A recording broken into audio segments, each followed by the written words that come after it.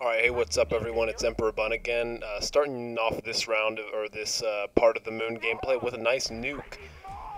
So yeah, this is the third part of an I'm not sure how many part series. I hope you enjoyed this part. It's just the continuation of the previous one, so I think just before this, I think I got the Spas 12, and in this round I got the Spas 12 just last round, and I think this round I'm gonna be able to upgrade it and actually use it and show just how awesome it is. Like, the thing I noticed about the Spas is that it really doesn't have that much ammo, or I mean, compared to other guns, it doesn't really have a lifetime of the ammo. You can't really use the ammo that long. However, it is very effective when you are using it. It does work, as you'll see when I go to upgrade it. I actually am able to do a lot of work with it. And then here, if you got Deadshot, Day Query, before that, I think the best perk combination for this map is probably what I have right here, which is Juggernaut, Quick Revive, or Juggernaut Revive. Quick Revive's not so essential if you're playing multiplayer, but if you're playing solo, you definitely want Revive. Juggernaut is basically the only perk you really need to have, or so I find. It's probably possible to do it without Juggernaut, but it's very difficult. Props to anyone who can. But yeah, so if you got Juggernaut, Deadshot, Day Query, because it's actually really good for getting the headshots. Like here, it'll just automatically lock onto their head if you mash left trigger, and especially with semi-automatic guns like the FAL, I find that it's really effective. Then you Mule Kick just for the added gun, so that you don't have to worry about ammo nearly as much. And yeah, so that's a pretty good round solo strategy. Basically, I mean, Mule Kick and Deadshot are pretty much interchange. Like, you can switch them out with other stuff if you want, especially Deadshot. That's not really the most important thing there. But if you can avoid it, then try not to take anything but Deadshot. That's what I would do. I guess in some situations, what's it called? The sprint. Stamina up would actually serve you better, because you can run off to like find or hack devices and stuff. But most of the time, this is what I would use. In fact, all the time, basically, that's what I would use. But anyways, like I was saying, if you got the Spas and Deadshot, then it's actually super fast to kill the creep, because if you just mash left trigger, it'll keep locking onto his head, and the Spas does a lot of damage very quickly. So you can really get some work done if you're aiming for his head. So that's something that I recommend that everybody does. Oh, and yeah, I didn't know that those things were bouncy just yet. The squishy things next to you. Maybe I'll just make a montage of me falling on them and making the squishy noise. It's actually really funny.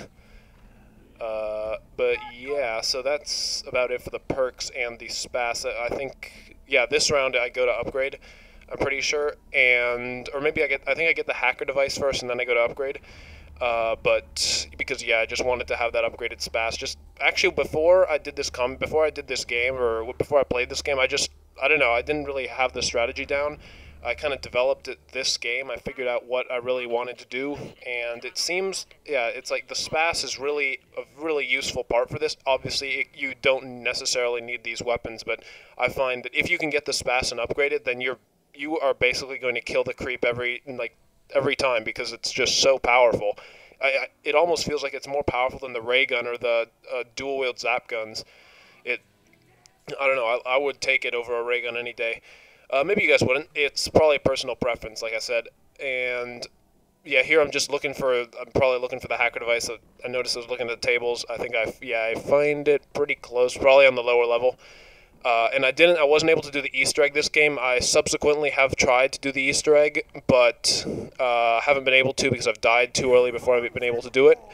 But actually, I discovered something really interesting. You can actually hack unrepaired doorways, and you can get 100 points. So what I like to do with the hacker device is you repair a window. You can repair a window 6 times before, if all the supports have been broken down, and if you've broken all the supports down and you've been able to, and the zombies have been able to come in, then you can hack it, or you can repair it 6 times total and get 60 points for doing every single one of those. But then you're only like what. So what I would do is repair it 5 times, then switch to the hacker, then hack it, and you get 100 points for that. God, sorry, I'm being so verbose and not getting to the point very fast. I can't think straight. I just got home from school.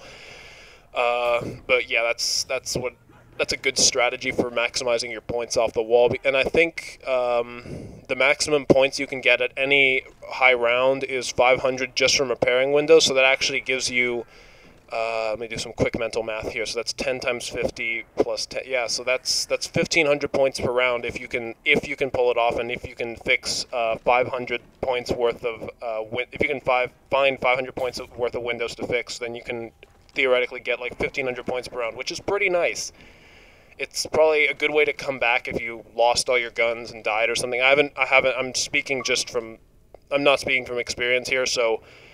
Don't quote me on this, but maybe if somebody gets into that situation, you could try it out. So here I think I decide to go upgrade. Yeah, I think looking at the audio, I can tell that there's going to be a lot of shooting coming up, so look forward to that. I know I am.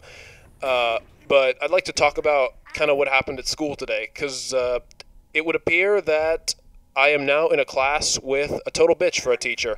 I've had this teacher before, 2 years ago, and I don't know, she and I don't get along very well. Just today, I turned in the assignment for the day, and it was like, oh, tell me some stuff you'd like to improve about your writing and whatever. And so I was like, oh, I think I'm satisfied with the writing I have.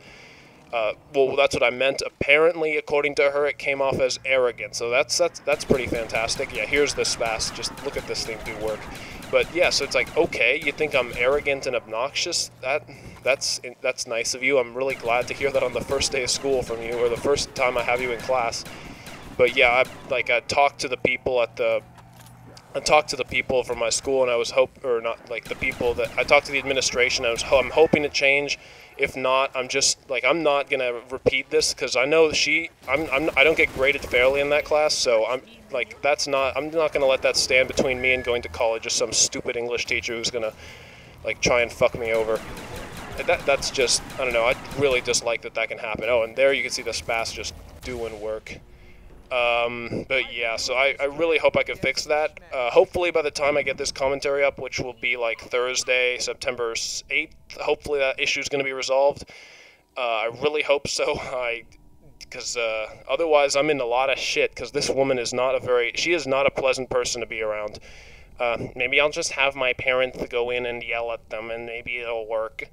But, yeah. I'm sorry if I'm rambling on about this. I'm just really pissed off right about now. It just, really? You're going to do that to me? All right. Yeah, anyway, back to the gameplay. I have enough points. I got a lot of points when I was out killing all those zombies in Area 51. So I'm able to actually open Tunnel 6 to get back, because as you could see, the excavator was ripping up Tunnel 11, so there's no getting through. And so actually, the decision not to repair or not to unhack the excavator was what killed me in the end, because I'm pretty sure there was air in the spawn room that I could have used to breathe, but I guess I don't know why I decided to take the PS suit instead. And this game, I don't think I knew that the hacker device respawned, so I don't think I try to look for it again. I might, though. I might realize later, oh wait, the hacker device respawned, so I go look for it. But I know that that's definitely something that screwed me over. Make sure that you can back off the excavators. Even if it depressurizes the tunnel, just make sure you can get it to back off, because if not, then if you teleport and you get stuck, there's no hope for you. Because stuck in the spawn room, all you can buy is 2 crappy guns, and if you haven't upgraded them, then yeah, it's not going to be a good day for you. Yeah. So right now, I think I have the CZ, the 2 CZs, and the SPAS. So that's a great combo. Actually, I think in practice, I would rather have just the single CZ than the dual wield CZs, because, I don't know, I just noticed that you can get a lot. The advantage to having just one is that you get headshots with it. But then if you have 2 of them, then you're gonna run into the trouble of sure, they do more damage, but they don't get the same multipliers. They don't get the same accuracy multipliers that you'd get if you were using just one of them. So yeah, given the choice, I would take 1 over 2. Don't know. That's just maybe that's just me. Let me know what if you like the single CZ or the two CZs more. So I get a wonderful right at the end of the round death machine, which I'm not able to use on anything, and that's actually no, I think I'm able to use it on like two guys here. But anyway, looks like that's the end of the video. So see you guys later. Leave a like if you liked it, and I'll talk to you sometime.